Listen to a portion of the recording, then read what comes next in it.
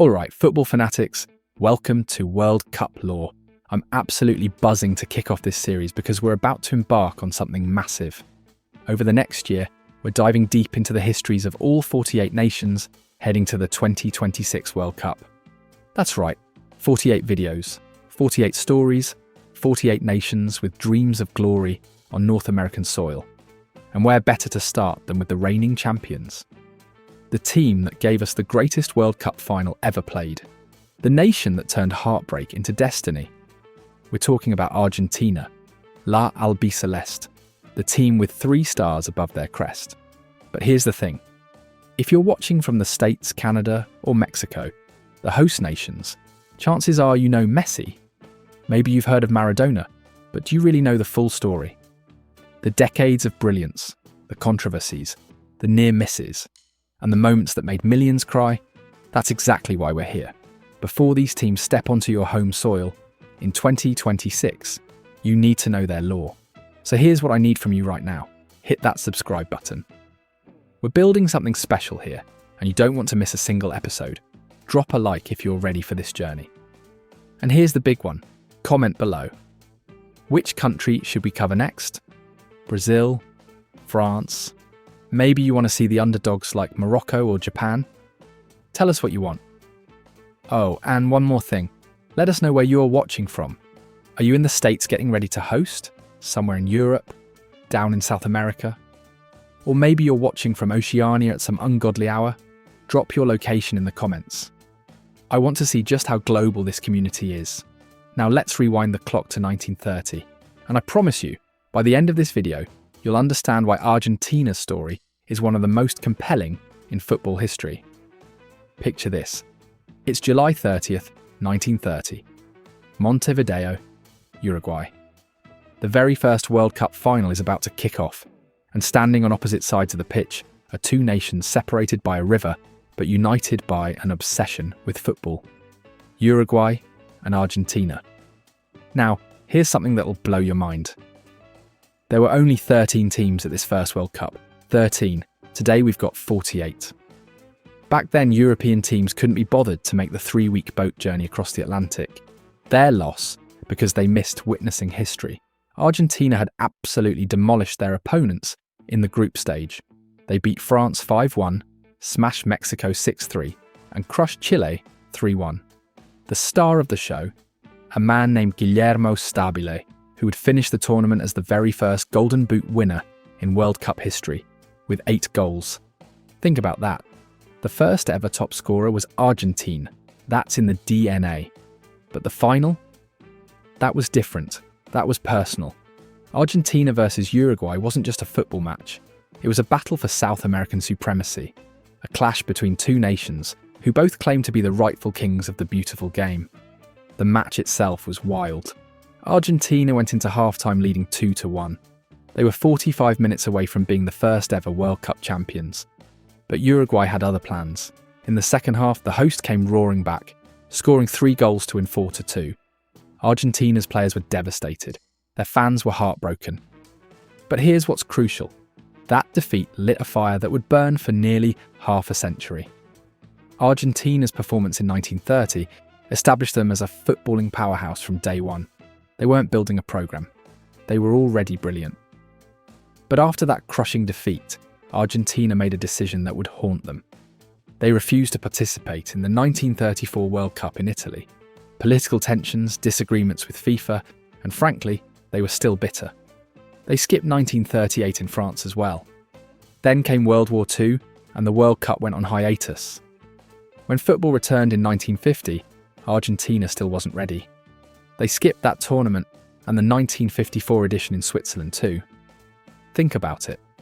From 1930 to 1958, Argentina played in exactly 1 World Cup. 1. For a nation that had been in the very first final. That's staggering. But domestically, Argentina never stopped dominating. During those years away, they won the South American Championship 7 times, including 3 consecutive titles from 1945 to 1947. Something no other team has ever done. The talent was there, the hunger was there, they just needed to bring it back to the world stage. Finally, in 1958, Argentina returned to the World Cup in Sweden. But they weren't quite ready yet, eliminated in the group stage. The same thing happened in Chile, 1962. Then came England 1966, and this is where things get interesting. Argentina made it to the quarterfinals where they faced England at Wembley. The match was tense, physical, and controversial. Argentina's captain, Antonio Ratin, was sent off by the referee, but Ratin refused to leave the pitch, claiming he didn't understand the instructions.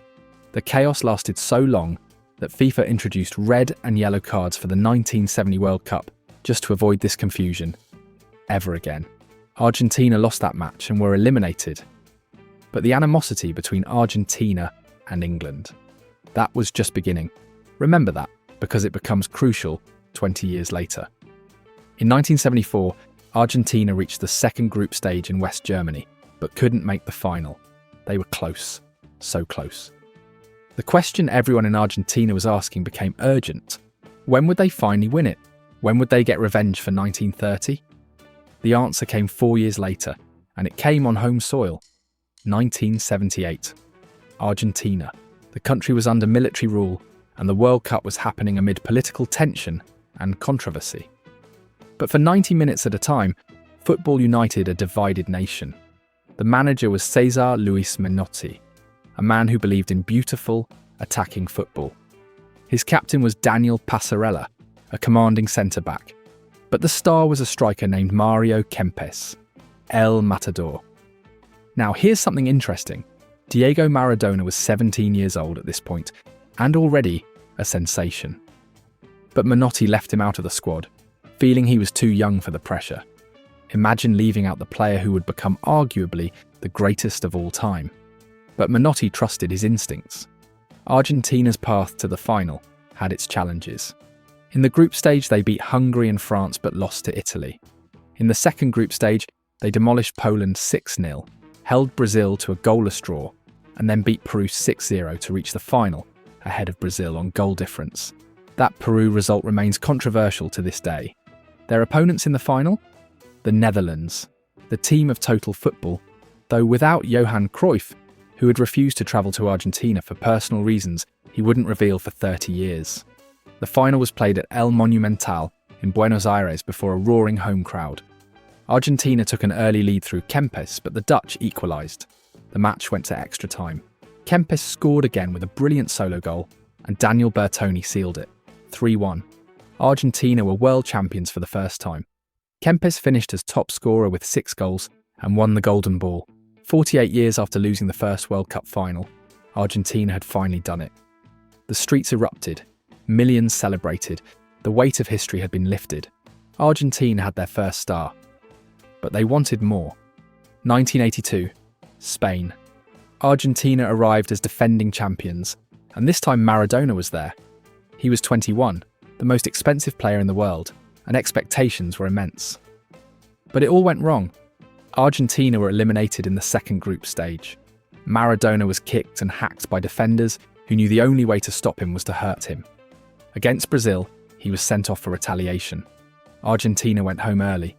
Menotti was replaced by Carlos Bilardo, a man with a completely different philosophy. Where Menotti loved beauty, Bilardo loved results. The two men represented opposing schools of Argentine football that fans still debate today. Bilardo looked at the squad and knew one thing. If Argentina was going to win again, everything would run through Diego Maradona. Mexico, 1986. This is it. This is the tournament that defines Argentina, that defines Maradona, and that gives us two of the most famous goals in football history. Argentina's group stage was solid. They beat South Korea 3-1 and Bulgaria 2-0 and drew with defending champions Italy. Maradona was playing well, but he hadn't exploded yet. That was coming. In the round of 16, they faced Uruguay and won 1-0. Revenge, 56 years later.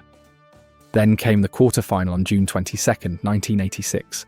The Estadio Azteca in Mexico City, Argentina versus England. Remember 1966? The Ratin controversy?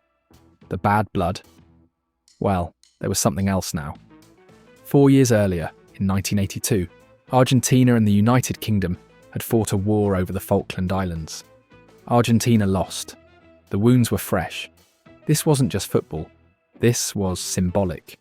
The first half was tense, with neither team breaking through. Then, 6 minutes into the second half, it happened. Steve Hodge tried to clear the ball back to goalkeeper Peter Shilton. The ball looped up. Maradona ran towards it. Shilton came out, and Maradona jumped. His hand, his fist, punched the ball into the net. The referee didn't see it. Goal. 1-0 to Argentina. The English players went ballistic, protesting, but it didn't matter. After the match, a reporter asked Maradona if he'd used his hand. His response became legendary. He said it was scored a little with the head of Maradona and a little with the hand of God. The hand of God. That's what it's been called ever since. Was it cheating? Absolutely. Did Maradona admit it years later? Yes. He even called it symbolic revenge for the Falklands War. The English have never forgiven him. But here's the thing. 4 minutes later, Maradona scored again. And this goal was pure genius. He picked up the ball in his own half, just past the halfway line. He glided past Peter Beardsley. He skipped past Peter Reid. He went around Terry Butcher. He danced past Terry Fenwick. He dummied Butcher again. Then, one-on-one with Shilton, he slotted it into the corner. 60 yards. 5 English players beaten. 11 touches. 10 seconds. It was voted the goal of the century in a FIFA poll. Uruguayan commentator Victor Hugo Morales screamed, "Cosmic kite, what planet did you come from?" It was, and still is, the greatest individual goal ever scored at a World Cup. Argentina won 2-1. Maradona had single-handedly destroyed England. He was, as the French newspaper L'Équipe put it, half angel, half devil. In the semi-final, Argentina faced Belgium. Maradona scored twice. 2-0. Argentina were in the final against West Germany. The final was played at the Azteca before 114,600 people, a record attendance. Argentina took the lead through Jose Brown, then Jorge Valdano made it 2-0. But Germany fought back. 2-2. Extra time loomed.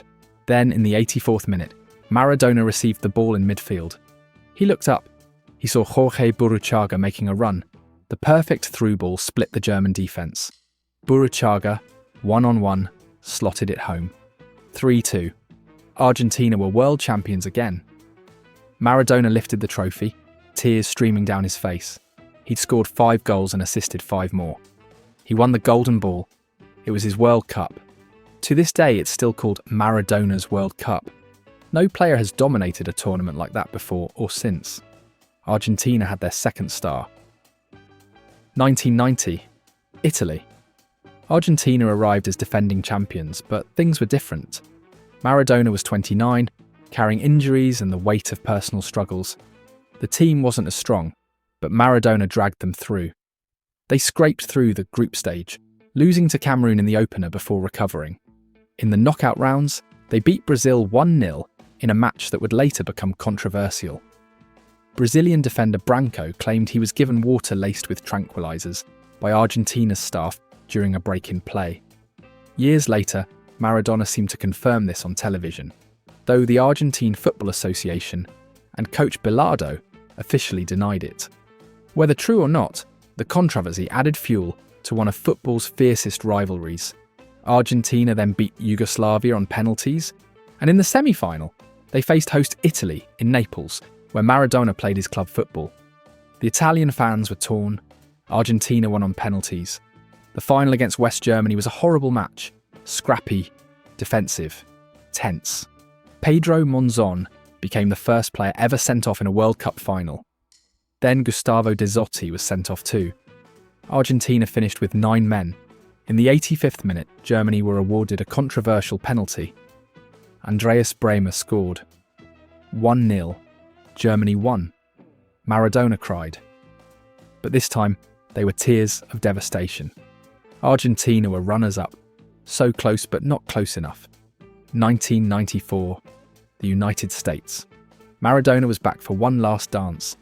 Argentina started brilliantly, beating Greece 4-0. Maradona scored and celebrated wildly, running to the camera with eyes bulging in one of football's most iconic images.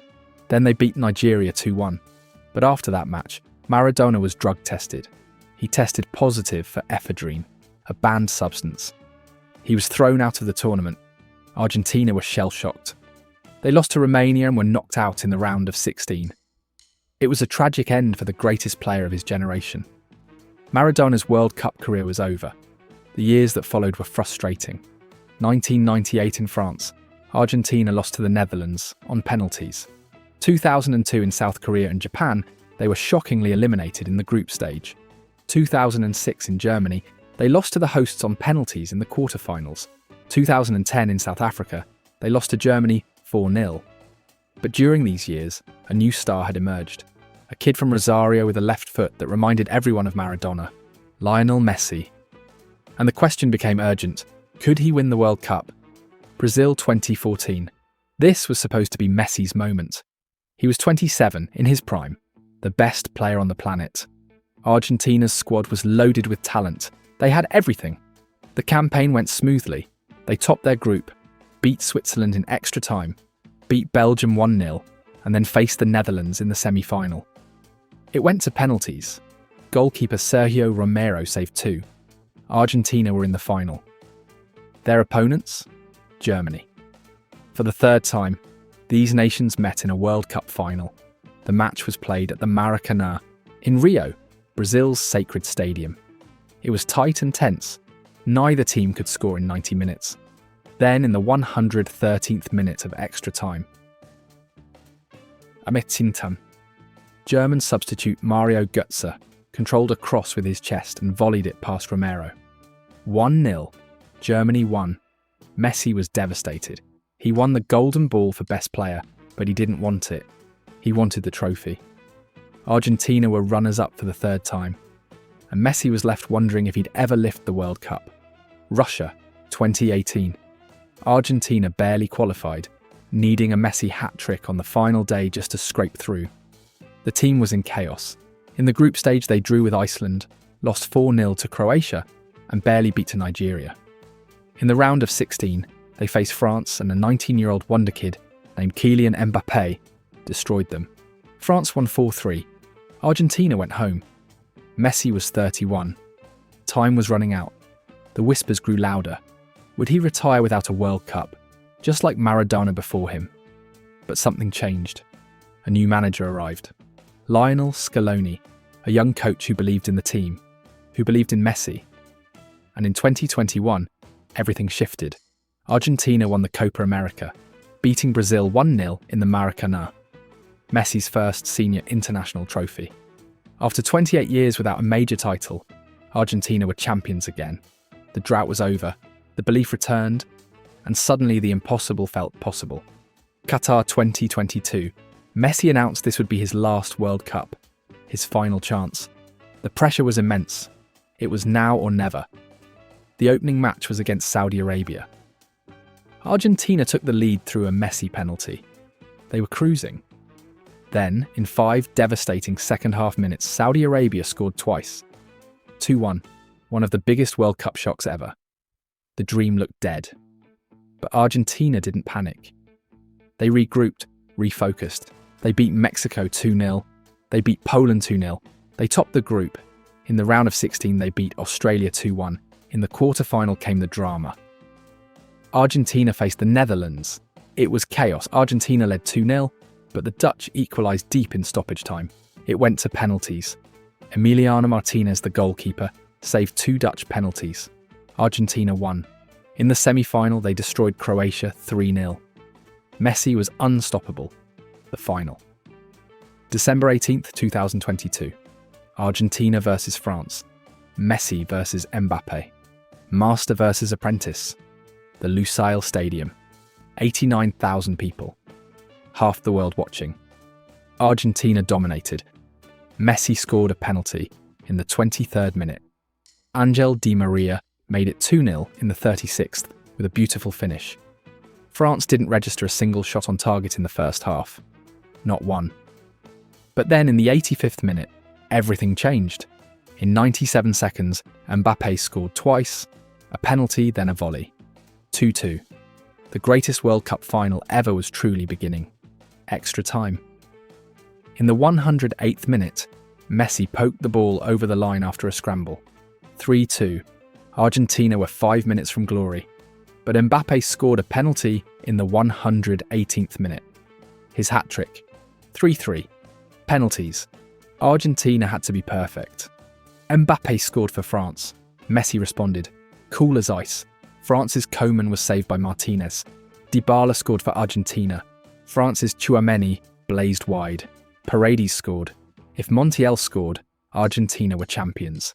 He stepped up. He sent the keeper the wrong way. Goal. Argentina had done it. 3-3 after extra time. 4-2 on penalties. World champions, their third star. Messi's World Cup. He fell to his knees, swarmed by teammates. 36 years since Maradona in 1986. 36 years of heartbreak, of near misses, of what-ifs. All washed away.